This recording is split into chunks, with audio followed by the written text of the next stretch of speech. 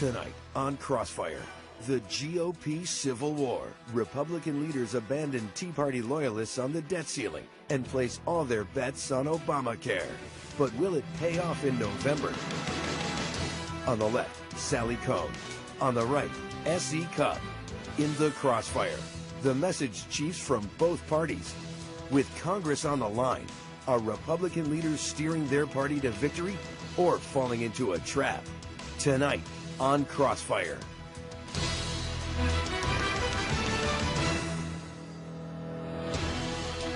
Welcome to Crossfire. I'm Sally Kohn on the left. I'm S.E. Cupp on the right. In the Crossfire tonight, the top spokesman for each party. Now, Democrats are positively giddy about a win in Congress this week after successfully raising the nation's debt limit without even debating ways to lower our ballooning debt. It's encouraging that some of my Republican colleagues seem to be regaining their grip on sanity this week. I believe many of my Republican colleagues would like to be reasonable. I really do believe that, if they weren't so beholden and afraid of their Tea Party overlords. They don't want to vote for these things because the Tea Party is so strong in their primaries. But they want it to pass because they know it'll hurt the whole Republican Party if they keep following this extreme group off a cliff. Okay, not so fast, guys. Republicans have Democrats right where they want them, and here's why. Speaker Boehner is taking a page right out of the very successful Tea Party playbook. He wants to win 2014 by running on Obamacare, just like the Tea Party did in 2010. We all remember how that worked out. Democrats are falling into a GOP trap, not the other way around.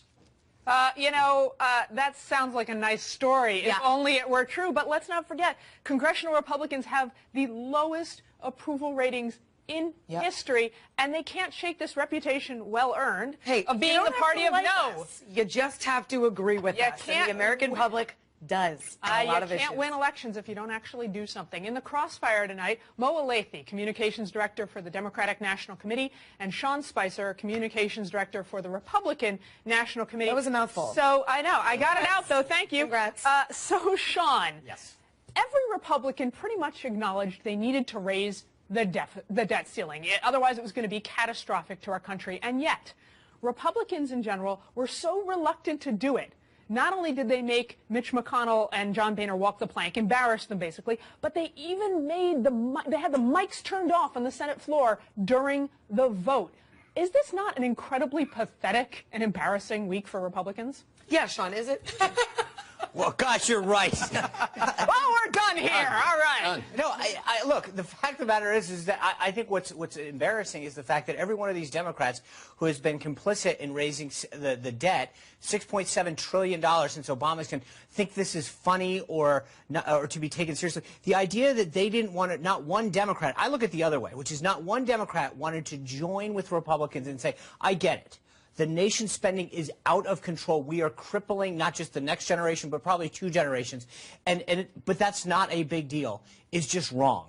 And so the idea that Democrats don't care, didn't do one thing to say, you know what, while we've got this opportunity, let's at least cut or reform or do anything. Not one would join. Wait a second, but historically we don't do that around raising the debt ceiling. So that's fine. It's not that Democrats won't play ball. We don't do it. Arguably, the president's a deficit hawk, for crying out loud, but you don't hold the debt hostage. You don't hold the nation's full faith and credit hostage. Right. And when we tried to address Obamacare and things last time, there's never a time that Democrats ever want to talk about it. These are the guys who believe they're like a guy who wants to lose weight on a diet. Mo, wait, no, hold on. This is the problem with Democrats, though. You guys are like the guy who wants to go on a diet and says, well, there's never a good time to talk about it. I just want to keep hanging out at the all-you-can-eat buffet. At some point, you have to address the root cause of gaining weight. Our deficit is getting bigger and bigger and fatter because you guys don't want to get out of the way of the all-you-can-eat buffet and keep gnawing at it. Get in here, Mo. I mean, Sean, you're living in some sort of winter wonderland right now. What we are simply asking is that Congress do its job, that Congress actually just simply do its job, which is to pay the bills it already racked up, not to attach a bunch of conditions on it, not to take us to the brink of default, because that's not who we are as Americans. Hold on, no, we are not a nation that skimps on our bills. That's not what we do. Now, time and time again, Republicans, although historically they never had a problem with raising the debt ceiling under a Republican president, but now that there's a Democrat in the White House, have been trying to slap condition after condition after condition. Let me remind you that it was this president that sat down with leaders from Congress to try to come up with a grand bargain that would deal with our debt, that would deal with it both on the spending side and the revenue side. And it was Republicans that walked away from the table. So we don't need a lecture. We just need Republicans. Let's talk about this president. This president, when he was campaigning in 2007, said that the $4 trillion under 8 years of George Bush was, quote, unpatriotic. Unpatriotic. That was what your president said, our president said. And when he got into office, he ran up $6.7 trillion in 5.5 years. And you guys are sitting there saying, Congress's job. You know what Congress's job is? To its best interest of this country. Not just pay the bills. It's at some point to say, enough. We need to address the bill. Okay, and let's look ahead and talk about the repercussions of what just happened this week. To me, Mo, it seems like without the Republican brinksmanship and obstructionism that you guys like to complain about, we kind of just took the wind out of your sails. How will you ever win another election if you don't have Republican obstructionism to blame for Obama's failed policy? Oh, there isn't enough Republican obstructionism out there for us to run. I mean, it's time and time again.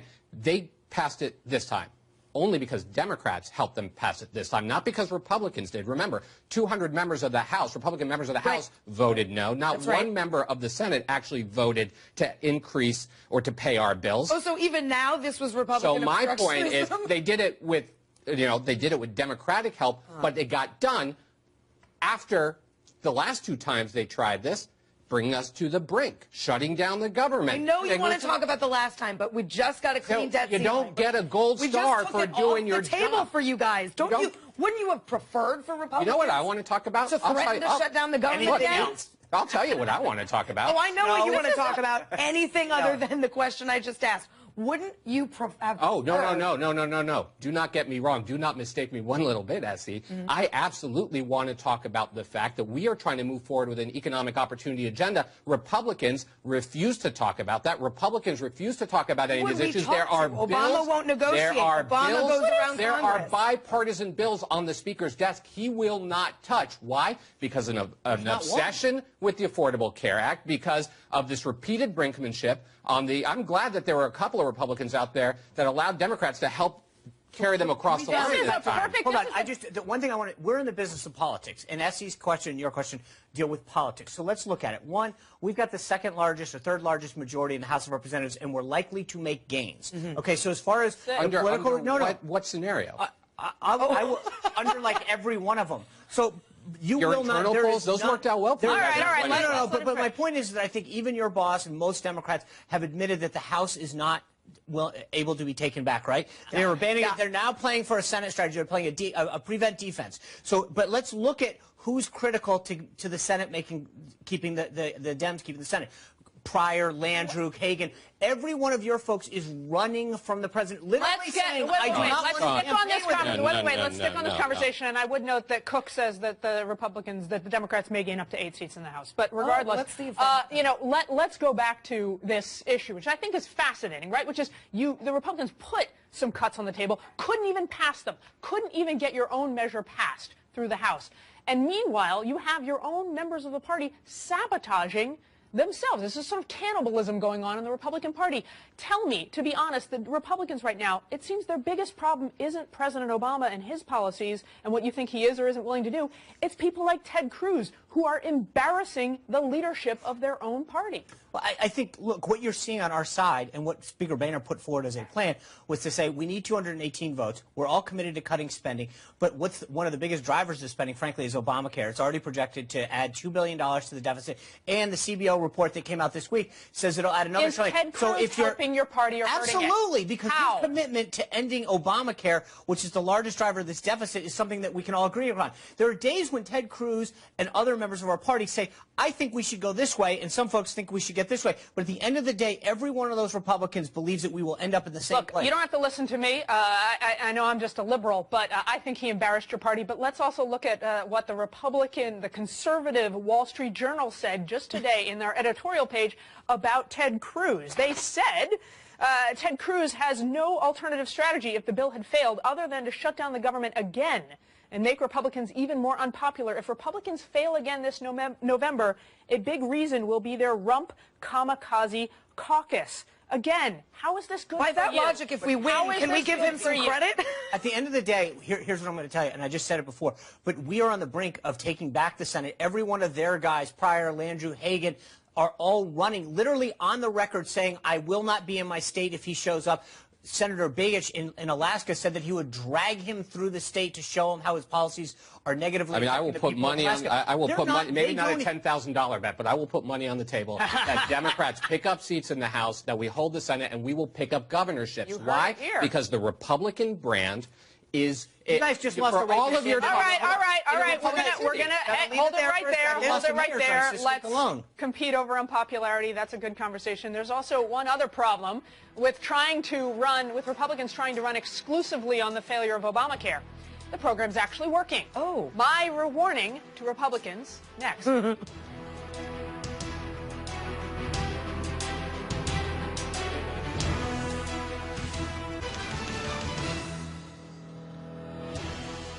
Welcome back. In the Crossfire tonight, Mo Olathe and Sean Spicer. So good news, the Republicans are falling right into Democrats' trap. While Republicans are busy beating up on Obamacare, the president is fixing the kinks and getting America enrolled. This week, we learned that 3.3 million Americans have signed up for health care, and that's in addition to the millions who are already benefiting from the law. This news is so good that not even my Republican friends can continue to deny it. Every single day that Obamacare succeeds is one less day Republicans can use it as a punching bag. And every single day, every single American helped by Obamacare is one less voter for the Republican Party. Sean, let's be honest. You guys have tried to repeal and destroy this law. You can't anymore. It's working. Even you aren't trying to repeal it anymore. What's your plan B here? Our plan B is to take the Senate back and then really repeal it. Okay, and until then, let's assume I think we're going to make it. I mean, I think what we've done is made it very clear to the American people: if you give us a Republican Senate, we will take care of this. You have story after story in state after state of people paying higher premiums, not being able to keep their doctor, their plan dropping them, a condition that they had, whether it's cancer or some other fatal disease, that they're not getting the treatment that they want. So the stories abound from people throughout the country who this law is having a massively negative effect. The CBO announced last week that you're talking about 2.5 fewer jobs that will be created, another $1 trillion added to the deficit. So, I mean, part of this is to make sure that people understand what's going on in Obamacare and the negative consequences that it is having. Yes, that helps to give them facts. Come on. I mean, first of all, I want to thank you for giving me the YouTube moment that we're going to blast out across the internet now about how your plan is to win back the Senate and repeal, because people don't want repeal. There are very few metrics that are more clear right now than all the polling that says the American people do not want repeal. They want to strengthen. They want to fix. I can't find a poll that shows anyone likes this. Really? Because every poll I've seen shows they like it more than they like the Republican Party. You must be reading the polls. So let's be very clear. But at the end of the day, first of all, why are you guys running from it? If it's so bad, then why are you guys making up facts? I'll make an offer right now. No. I want to make an offer. The CBO report that you're saying is creating 2.5 million fewer jobs, or however you put it, that's not at all what it said. What you guys are doing, let's be clear, what you all are doing is railing against the law that the CBO just said, after it corrected your false attacks, that the CBO said is giving people more flexibility. Giving people... No, that's the spin. All right, so let me make... What CBO said was that it disincentivized work. You want how people's health care to be tied to their jobs. You want people to be forced to Here's my question. Is there a targeted race in the House and the Senate? Is there a targeted race in the House and the Senate where you can name one person, just one, that's in a competitive race that says, I will promote the fact that I ran on Obamacare? Because all the people that I've mentioned before, Pryor, Landrieu, Hagan, you name them on the Senate side, are talking about the fixes that they have, the things that they're trying to alter. They're running from it, not towards it. Their message is very clear, and they're unified in this. Yes, what they are saying is, we want to fix it where it needs to be fixed, but we don't want to repeal it. You do. Okay. We want to move on so that we can focus on other issues. You don't. Yeah, I know. I'll win that. We'll win that fight. What those other issues are, though, it seems to me, Mo, Democrats really want to focus on low-priority issues like felony voter rights, the war on women, birth control for solar panels, whatever it is. Republicans want to focus on an issue that affects all Americans, and there's no bigger pocketbook issue than Obamacare and its effect on the economy. Why are you guys playing small ball? I mean, you're in the news business, so I thought you'd actually have read some of these headlines about how we are out there talking about education. We're out there felony voter rights, the war economy. on women. We're talking about about equal pay for women. And these are issues that are small ball. They will not create jobs. They will not put people back to work. They're small ball issues. We're focusing on a big issue. You go tell that to the family in the Midwest right now that is getting shortchanged on their income because the wife is not being paid what she is worth. It is a family economic issue. That's what we are focused on. The people in the White House where the women don't get the same pay as the men there? You keep bringing that up. Every time we sit down together, you bring that up, and it's just simply not true. No, it's actually more women. No. It's actually true. No, it is another. Or on education, the fact that Bill de Blasio is trying to get rid of charter schools that are highly popular up there, so you're taking less educational choice away from parents up there. So I actually would encourage some of these issues to go forward because on issue after issue, on education, issue after issue, you guys are on the wrong side of polls. You are on the wrong side of the messaging. That's why you were so singularly focused on repealing Obamacare. That's all you guys want to talk about. It deals with jobs, it deals with health care, it deals with the economy. It doesn't do any of that. Yes, of course it does deal with jobs. Promoting it. Members, candidates campaign on things that voters want, right? So if that's such the case, then why aren't your guys out there talking about how proud they are to vote for Obamacare and how they're going to keep on upholding it? They're Sean, it's early. Here's an argument I'll make to you, which is partly that it's early. No. No one here is going to argue that the rollout didn't stink, that it wasn't botched, right? I would note that even before then, the majority of Americans, including the majority of Republicans, liked the components in the law, right? But regardless, fast forward to November 2014, right? The law has been implemented. It has been working. Millions of Americans are seeing the real benefit. We have to suspend disbelief right now. Your candidates are going to be up against a 24-hour reel of ads showing the people's lives who were saved because of Obamacare. I want to know, you're a message guy. How are you going to respond to that? These real people's lives being helped. You're asking me to respond to something that's not going to occur. Well, it already is occurring. No, it's not. No, it's not. Really? And so I think that we're doing pretty well with the strategy that we got. I think we appreciate your help on that, but I'm pretty confident that we're going to do pretty well. Well, and let me just point out that I enjoyed the mansplaining. Thank you for that. Thank you for that mansplaining when you ran on this issue and lost in both those elections. First of all, let's look at a state like Virginia, which you guys took a lot of pride lost. Yeah, we did. And as soon as the issue became Obamacare, we closed a 12-point deficit down to 2. That's not true. That is absolutely true. Don't stop them if they want to run on this. No, that's a good point. Please. Let me just point out. I just want to say for the record, doctors save people's lives. Obamacare does not. Just want to point that out. But let me just tell you, we have the Trump ad, the Trump card of all ads. It's already cut. It's ready to go. Let's roll that ad. We will keep this promise to the American people. If you like your doctor, you will be able to keep your doctor, period.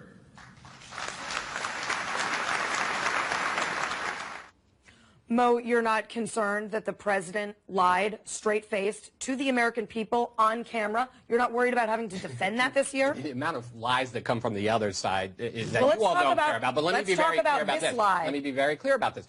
This is exactly what I'm talking about when I say the American people want people who are leaders who are going to focus on fixing the law, making the law work stronger. So this lie doesn't matter. So when the president stood up and said, you know what, there is a problem here, I am going to fix it, people said, thank you. They didn't say, stop it, we want to repeal it. Here's the question I have, though. The funny thing is, you guys always like to tout the number of people signing up. But when it comes to the number of people that are actually enrolled, how many people are paying for it? Are they actually able to get service? We gotta go. We don't want to talk about that. At least we want to help people. If you thought this political debate was heated, I thought it was. Next, we'll get to what's truly the dirtiest debate of the day, the New York City weather wars between Al Roker and Bill de Blasio. If you hadn't heard about this, it's amazing. One of our outrages of the day. It's also our fireback question. Weigh in. Who do you side with in the New York weather wars? Reply with Roker or de Blasio. I'm Team Roker. I'm Team de Blasio. Using hashtag Crossfire. We'll have the results after the break.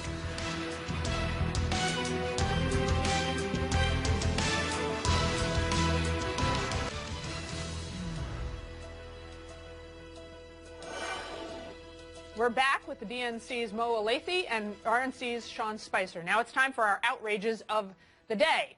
So I'm the mom of a kindergartner in a New York City public school. Today, NBC weatherman Al Roker decided to criticize New York Mayor Bill de Blasio for his decision to keep the public schools open in the snow. Roker took to Twitter and said, "Why are schools all around New York City closed? It's going to take some kid or kids getting hurt before this goofball policy gets changed." Now, I've been in D.C. for a few days. I'm not going to second-guess the mayor. I am going to second-guess Al Roker, who should know that for New Yorkers who aren't millionaire TV stars, if schools close, that means millions of parents scrambling to find, even if they can afford, a babysitter, or otherwise missing work, and in lots of cases not even getting paid. Plus, over 700,000 kids in New York rely on schools for free hot meals. I'm outraged that Al Roker unleashed a blizzard of privilege and stuck his shovel where it doesn't belong. You don't mess with Al Roker, man. That dude I gets angry. just did. I like it. All right, the snow didn't stop Hillary Clinton today. She and her daughter, Chelsea, were out at an event for women and girls in New York. Now, the sexist anti-Hillary campaign hasn't even happened yet, but that isn't stopping Democrats from accusing Republicans of bashing the presumptive 2016 Democratic candidate just because she has lady parts. The evidence, you ask? Well, the Daily Beast's Sam Kleiner didn't like it when RNC chair Reince Priebus promised to be very aggressive against Hillary on Benghazi, Obamacare, and the like. Apparently, very aggressive is dog whistle for woman-hating Neanderthal. Liberals in the media also didn't like it when Hillary was recently referred to as ruthless. Never mind that the comments derived from voters in a 1992 Clinton poll, not Republicans, but repeating it was apparently sexist. Newsday columnist Ellis Hennikin declared, "If gender were flipped, it would be very different." Fascinating. So Democrats can call Chris Christie fat, George Bush Hitler, Sarah Palin Caribou Barbie, Michelle Bachmann crazy, Tim Scott a dummy, and Nikki Haley the Sikh Jesus. But calling Hillary ruthless, now that's a step too far. It's going to be a long 2 years. I got to say, for the record, I think all those things that Republicans call, or the Democrats called all those people, are offensive. Thank you, Sally. For the record. Wow. For the record. Finally, we come Thank together. you. Hey, it's nice to come together.